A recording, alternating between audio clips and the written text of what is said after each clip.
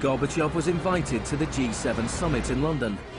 He was hoping for financial support for his gradual economic reforms. Instead, he was told that unless he embraced radical shock therapy, there would be no aid at all. That's not a little close. The next month, there was a coup attempt against him. A group of Communist Party hardliners placed Gorbachev under house arrest in his holiday home in the Crimea. Tanks surrounded the White House, the Russian parliament.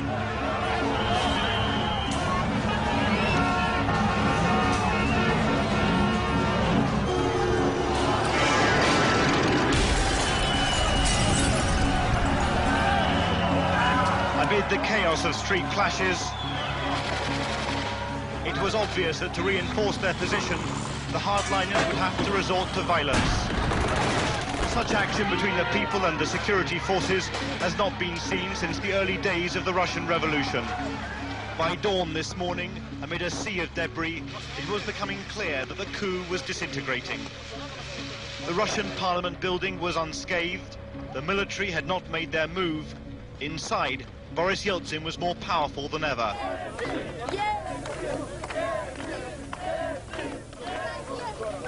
This was Yeltsin's finest hour.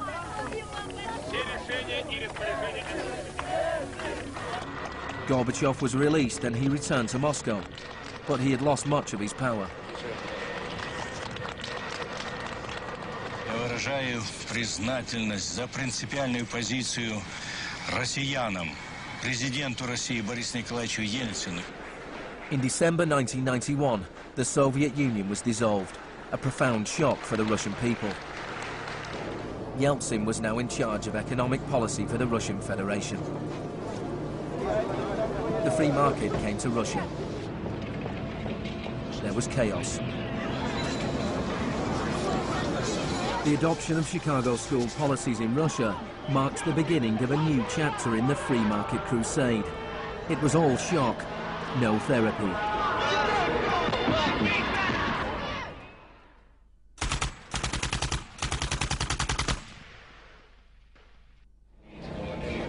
Despite the public efforts to promote popular capitalism, the reality was a small handful of businessmen made vast fortunes. State industries were sold off at bargain basement prices. The Russian press dubbed Yeltsin's advisors the Chicago Boys.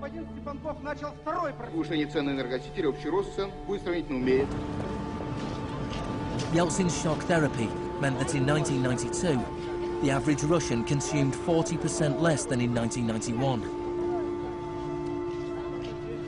A third of Russians fell below the poverty line, and wages weren't paid for months. One expert today predicted 140 million Russians will soon be living below the poverty line. Corruption was rife. Organized crime boomed. Moscow became the new Wild West.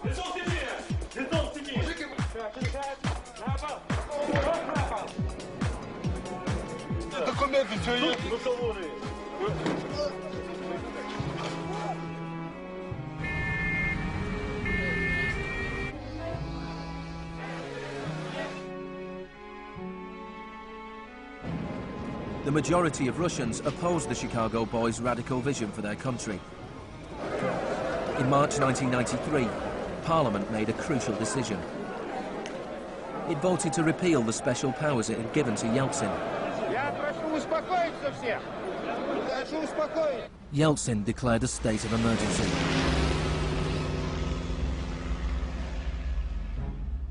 The Constitutional Court ruled that it was illegal.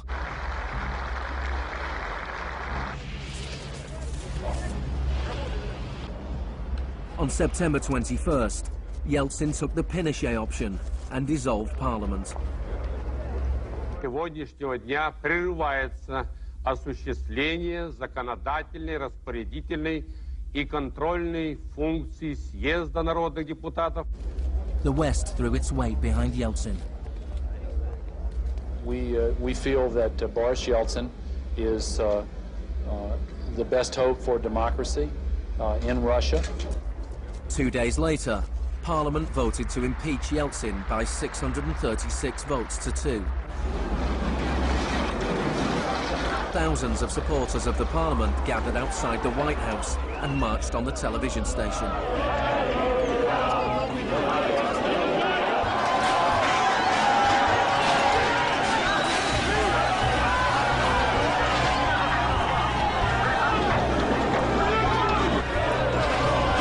It looked like the supporters of Parliament were winning. Yeltsin flew back to Moscow from his holiday home. That night, 100 demonstrators were killed as the Yeltsin authorities fought back.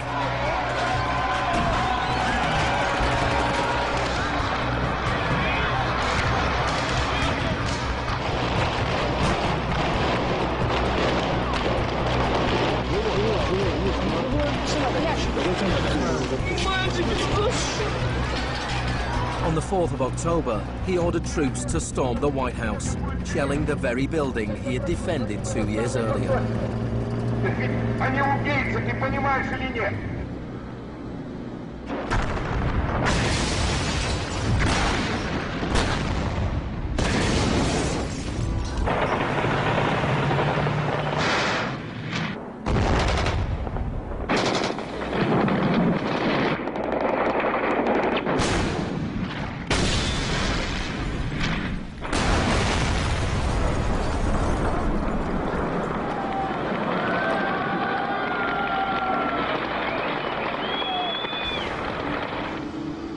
Warren Christopher, the US Secretary of State, said, "The United States does not easily support the suspension of parliaments, but these are extraordinary times."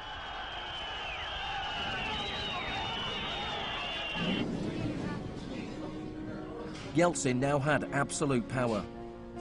With the advice of his Chicago boys, he ruled through a form of crony capitalism. Even more state industries were sold off, creating a new class of billionaire businessmen with huge political influence, the oligarchs. By 1998, 80% of Russian farms were bankrupt and 70,000 state factories were closed. In 8 years, the number of people living in poverty increased by 72 million. Meanwhile, Moscow would go on to have more billionaires than any other city in the world.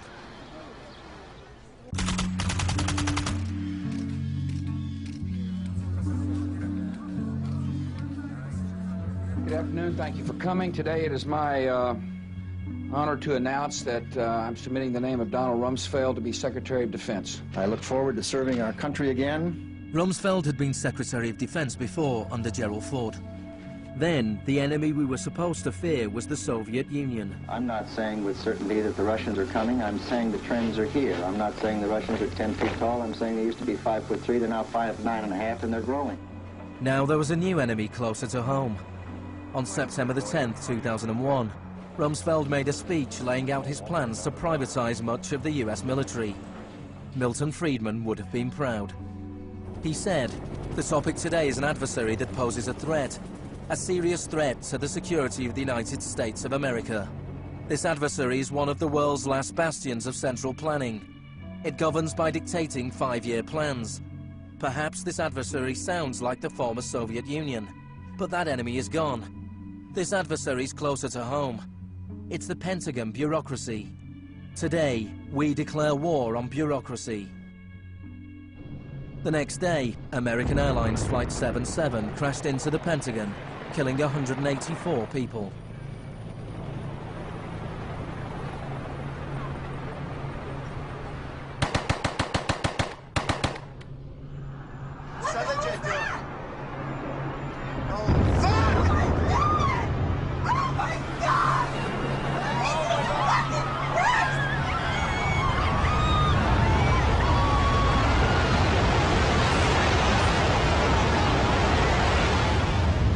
Think about that feeling after those attacks.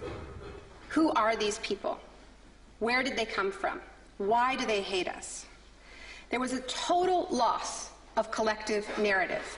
We were not living in the world that we thought we lived in.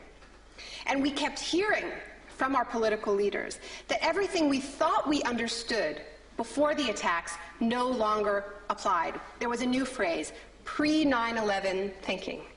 And what happened in that moment is that suddenly news stories sort of magically appeared, that we were in a clash of civilizations. That's the world that we suddenly lived in. That there was an axis of evil, and that we were fighting a war against terror. This abstract, unwinnable war has had huge economic consequences.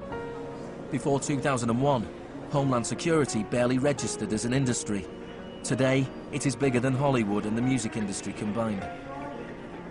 Between September the 11th, 2001 and 2006, the Department of Homeland Security handed out $130 billion to private contractors. This is the disaster capitalism complex, a new economy built on fear. This will be a monumental struggle of good versus evil.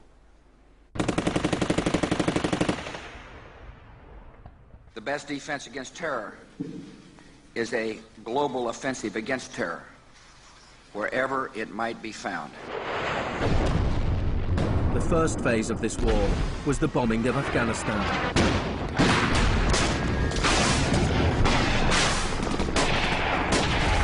The Taliban government was quickly overthrown. The aftermath of the war was more complicated. Our fight against terrorism began in Afghanistan, but it will not end there. We're primarily looking at detainees that we can use. We're collecting intelligence.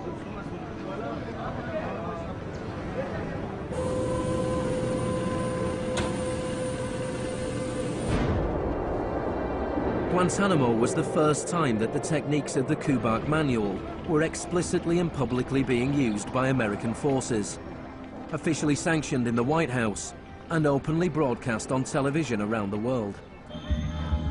Isolation, both physical and psychological, must be maintained from the moment of apprehension. The capacity for resistance is diminished by disorientation. Prisoners should maintain silence at all times. They should never be allowed to speak to each other. 3 of the prisoners were Asif Iqbal, Ruhal Ahmed and Shafiq Rasool from Tipton in England.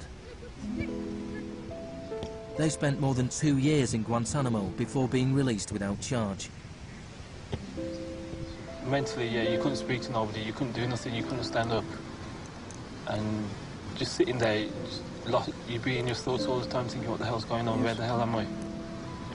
Are we going to be staying here for the rest of our lives? Are we going to be going back home? Will we ever see our family again? Of the 779 prisoners that have been held in Guantanamo Bay,